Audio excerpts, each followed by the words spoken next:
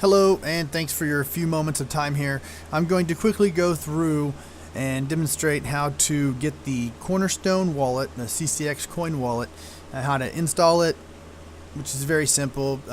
Basically what you need to start off with is going to a web browser. I always go to Google. You can type in CCX wallet. This will take you to the for the CCX wallet on the bitcointalk.org site. I've already opened it here. I just right click open that. This will actually take you down here to the main and so you come through here, all pages displayed, just a nice beautiful logo, all the specs about it, and then we come to the Windows wallet. And so what we want to do is, this is the password protected wallet. Click on this link and this will begin to do this file. Yes, I want to save it. Now I've already saved it here before, so it doesn't really matter, but what I'm going to do is then you take this file, you open the containing folder. This is what I do. I like to keep things a little more organized, and some are different than others anyway. I take it and I cut it out, I close that, back here, I go here to my wallet, and I paste it.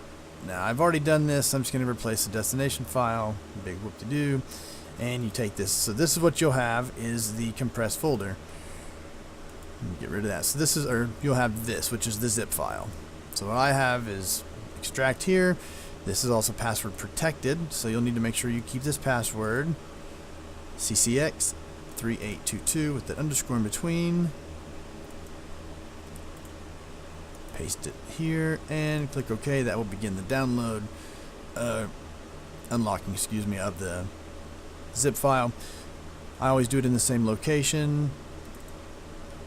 Package, and you have the Cornerstone QTE, you have the DLL files that help with that, and this is basically your wallet. So what you do is you would then double click this. I'm not going to double click it because I already have my wallet. I'm not really wanting to start this here from this location. It'll do fine. I'll actually start the same wallet because it's going to access the same roaming files. But basically what you do is you double click this. That will then load your wallet. This is the Cornerstone beautiful logo. It'll process through loading the block index, verifying block index. It takes a few moments for it to pop up and initialize, and there we have it. So once that occurs, this will actually begin the process of syncing up your wallet to the network. You'll slowly begin to get little connections, one active connection to the Cornerstone network. And this will begin to sync up. A little line down here, progress bar will go, and then once you are synced up, it will get the up-to-date, tell you the current difficulty, the downloaded blocks, where they're at, and all that. Now, my wallet is encrypted and currently locked, and this is something I suggest you do. You'll have to do that when you begin your proof of staking. Basically, at this point, what you do is go to File, Settings, and click Encrypt. When you click Encrypt, that will bring up a box like this. It says, except it won't say change, it'll say enter passphrase. So I'll have to enter the old one to change it. In this case, when you start yours, you guys will just click settings, encrypt. It'll bring up two tabs. You verify your passphrase in both of them so they'll match, just like when you do a normal password. And then you click OK. What that does is then begins the encryption process. It takes a few moments, usually less than a minute. And that will encrypt the wallet. It will require your wallet to close. A window will pop up telling you that it needs to close to finish the encryption process, and boom, you'll be done. So you'll close your wallet. When you click OK on that, it'll close your wallet, and you'll reopen your wallet. When you reopen your wallet will then be encrypted. It'll look like this. It'll say, this is grayed out now. It's a little different than what you saw originally. It'll be like this, telling you to encrypt it. Once it's encrypted, it'll gray out. Then you'll have this option here, the unlock wallet. Before it just is a shadow. You can't click on it. Once you encrypt your wallet, this gives you the option to then unlock your wallet, which is something you need to do for the proof of staking. So then you click unlock your wallet. You enter the passphrase. That will then change to lock the wallet, which I don't want to do. So the info, the minting suspended due to locked wallet, that takes just a moment. There it goes. It has to actually register with the network that my wallet is now unlocked and ready for the proof of stake. So it is unlocked, ready to go. and I am solid and available. Now, the last thing I'll go over real quick is the receiving of coins and the sending of coins, just the process here. And the easiest way to do it is go to Receive Coins tab, and you will have address. Typically, you'll have one address, and then you'll be able to create new addresses. What I do is create an address for each pool or each location that I'm mining at. And so what I do is I have one address, have it there. I can double click in it to change it. One pool like that. You can change it to peer-to-peer. Let's see, whatever you want to do. Peer-to-pool, and that way, if you're getting multiple miners that you switch back and forth to, or you're trying out at least, this will give you a little bit of information on that identification.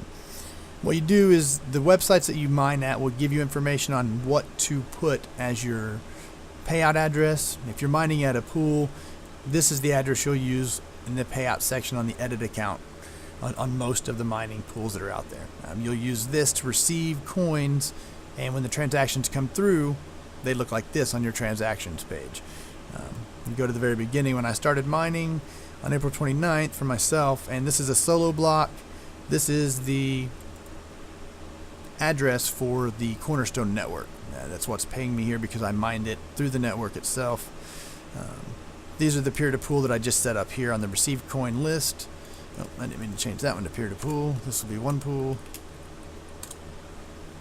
Transactions here, so let's see.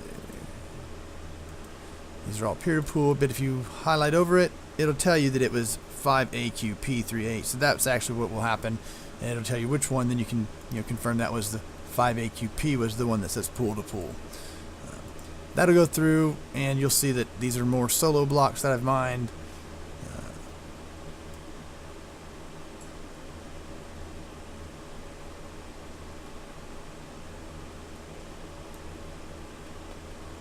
All the way through here, and basically that's the way the transactions work. To send a coin, it's the same thing. You basically, what I always do is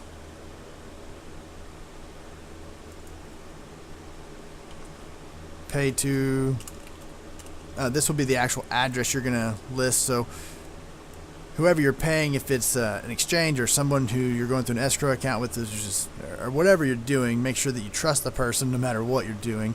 If you're sending anything to a website, make sure you have faith in it. But basically what you'll do is you'll take whatever address that they give you. You'll go to their site. They'll tell you to generate an address by clicking a button. That'll generate the address that you will put here and that you will send to them. So you'll put that address there. Basically it will look like this, but it won't be from yours. I'll copy it. It'll look like this. You'll have numbers, and this actually is in my address, so it says, hey, I'm going to pay to one pool. So that's what will happen because it's in my address book. But typically you'll have another one. It'll be all these different stuffs, for some mining pool, and then you can label it, hardcore mining, and then you can say how much you're going to send, however many coins you have. You can change them to the micros and everything too. So that's how that works. Then you would hit the send button, and that would actually go through and give you, do you want to do that? You hit yes, and that goes through. And that is that process. I appreciate your time. Thanks, and have a good day.